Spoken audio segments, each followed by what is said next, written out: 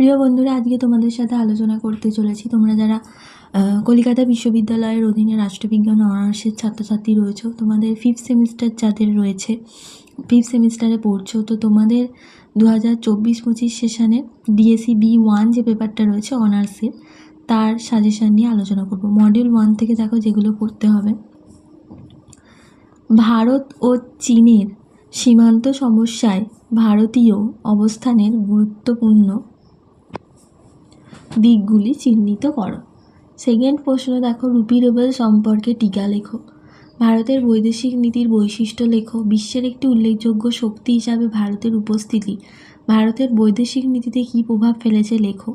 ভারত ও মার্কিন সম্পর্কটি আলোচনা করো। এখান থেকে তোমাদের বিভিন্ন প্রশ্ন তুলে দিতে পারে। রিলেশান যেগুলো রয়েছে ভারত মার্কিন, ভারত চীন, তারপর ভারত বাংলাদেশ, এগুলো খুব ভালোভাবে পড়বে।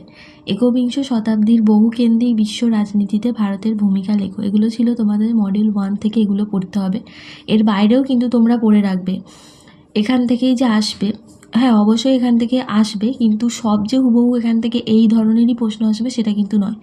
ইন্টারন্যাশনাল রিলেশন পেপারের প্রশ্ন কিন্তু কোথা থেকে আসে সেগুলো মানে প্রশ্নের উত্তরের মাঝখান থেকে কোটেশান তুলে দিয়েও কিন্তু তোমাদের প্রশ্ন দিতে পারে। ভালোভাবে তোমরা পড়বে।